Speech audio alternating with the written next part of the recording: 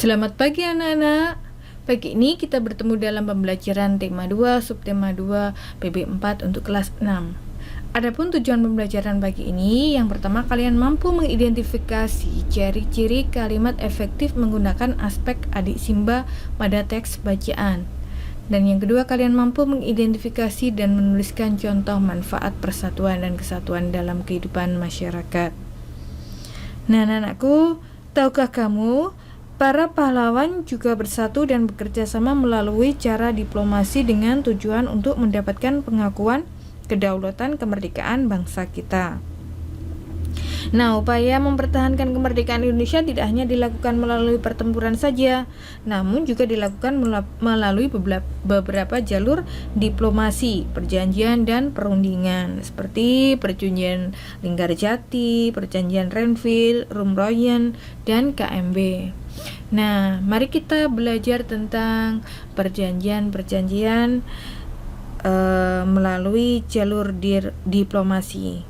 Yang pertama yaitu perjanjian Linggarjati, yaitu terjadi pada tanggal 15 November 1946 sampai 25 Maret 1947. Perjanjian Linggarjati adalah perundingan antara Indonesia dan Belanda di Linggarjati, Jawa Barat, yang menghasilkan persetujuan mengenai status kemerdekaan Indonesia. Perjanjian tersebut ditandatangani secara sah oleh kedua negara pada 25 Maret 1947. Hasil dari perundingan Linggarjati sendiri yaitu yang pertama, Belanda mengakui secara de facto wilayah Republik Indonesia, yaitu terdiri dari Jawa, Sumatera, dan Madura. Dan yang kedua, Belanda harus meninggalkan wilayah RI paling lambat tanggal 1 Januari 1949. Yang ketiga, pihak Belanda dan Indonesia sepakat membentuk negara Republik Indonesia Serikat atau RIS. Yang keempat, dalam bentuk RIS, Indonesia harus bergabung dalam Commonwealth atau persemakmuran. Perjanjian Linggarjati ini menimbulkan pro dan kontra di kalangan masyarakat Indonesia. Nah, adapun pelanggaran perjanjian Linggarjati ini, yaitu pelaksanaan hasil perundingan ini tidak berjalan mulus.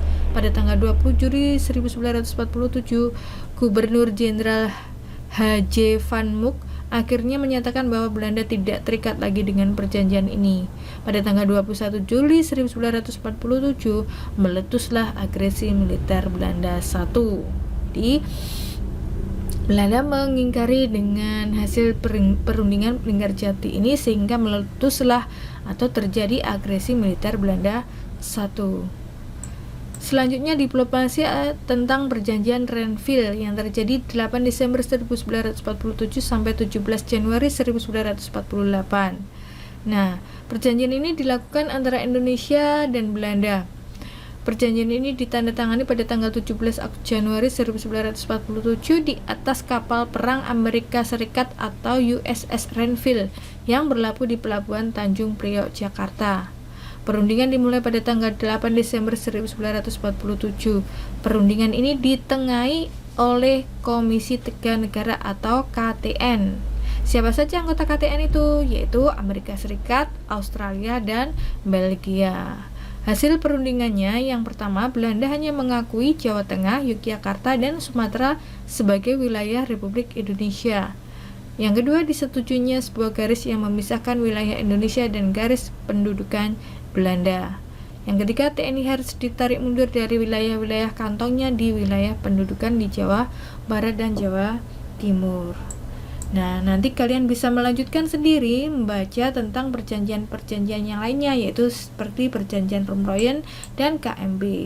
Nah, anak-anakku, dari teks bacaan ini kalian nanti akan membuat sebuah kalimat efektif dengan menggunakan kata tanya adik Simba, apa, di mana, siapa, kapan, bagaimana, dan mengapa.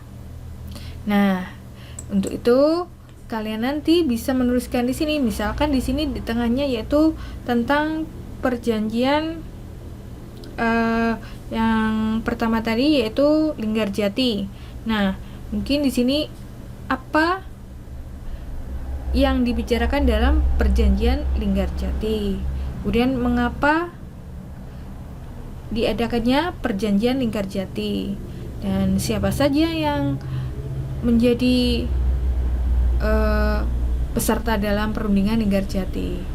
Nah, anak-anakku, kalian bisa meneruskan sendiri, mungkin bisa perundingan Linggarjati, Rumroyen, Renville, atau KMB untuk memperdalam pengetahuan kalian tentang perundingan-perundingan tersebut. Nah, anak-anakku, dengan bersatu kita dapat melakukan banyak hal dan bekerja sama untuk mencapai tujuan. Itulah makna dari persatuan dan kesatuan. Kemudian contoh sikap menunjukkan persatuan dan kesatuan dalam kehidupan sehari-hari banyak sekali.